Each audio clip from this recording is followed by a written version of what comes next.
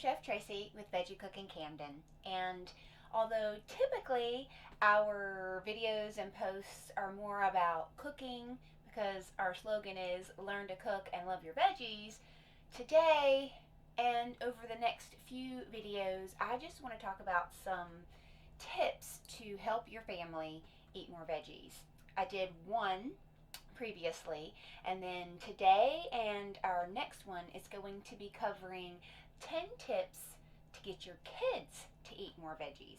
I'm going to go through 1 through 5 today just so we can keep it in smaller bite-sized nuggets for you. Pun intended. Okay, so let's get started. Truth be told, I do not have kids. I've worked with kids for years and years and years, ever since I was old enough to babysit.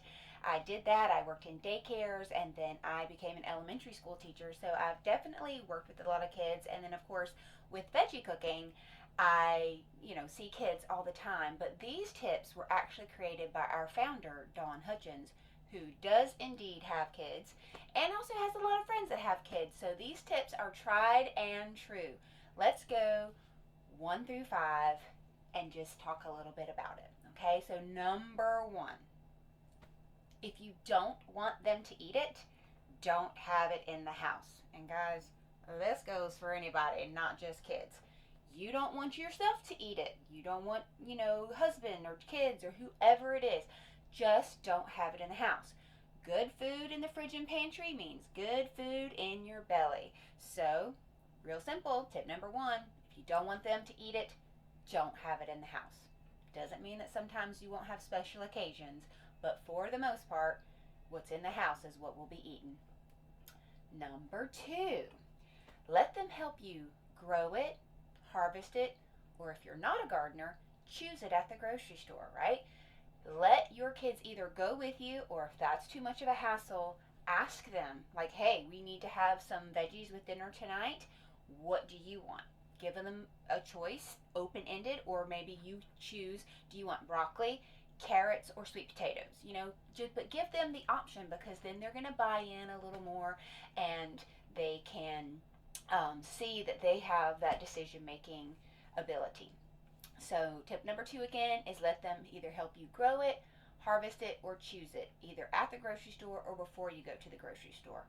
Once they get a certain age, I think going to the grocery store together is really important, showing them how you choose different things, like how do you choose a ripe avocado versus a not ripe avocado, and things like that.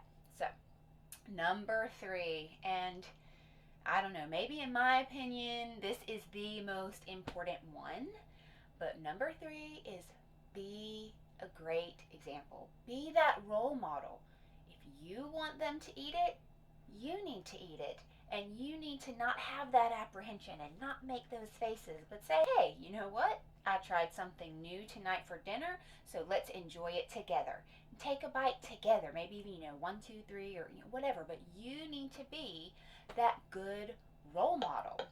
All right, number 4, encourage them to watch other kids eating their veggies. Now, this one's a little tricky because, as we said before, some of them are going to be making those faces and they're going to have that apprehension.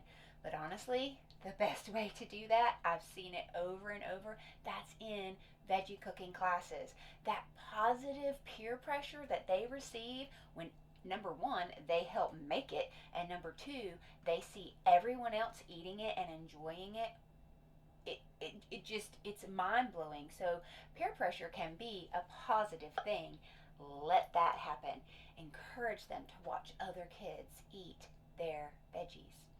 And to wrap up today, we're going to do tip number 5. Remember, 6 through 10 come next time. But tip number 5, if they can build it, they will eat it. Right? Right? I know we all know Field of Dreams, but we're not talking about a baseball field. We're talking about food. I mean, how popular are Lunchables? And honestly, how delicious are they, really? They're just chock full of so many harmful ingredients, but the kids love it. They get to build their own.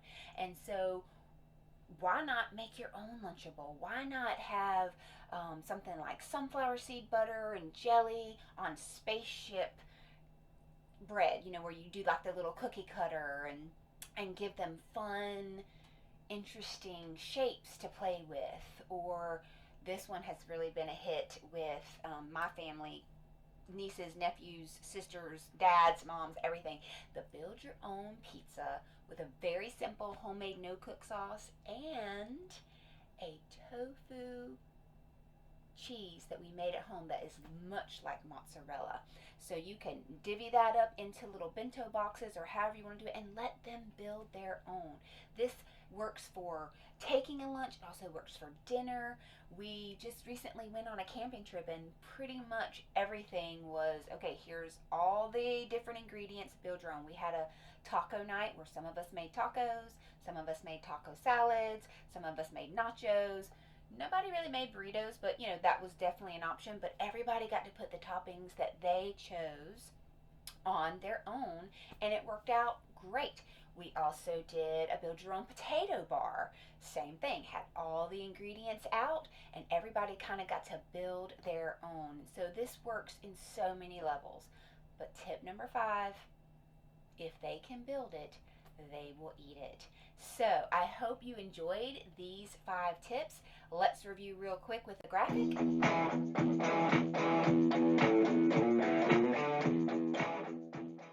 If you enjoyed these 5 tips, stay tuned for tips 6 through 7. Remember to like and subscribe so that you get all of our videos for cooking, tips, you name it, anything that you need to be healthy and well and take that next step on your health journey. So you can find us here on YouTube. You can find us on Facebook and Instagram. There's both Veggie Cooking and then me, VegeCooking Camden. So I will see you next time. Happy cooking!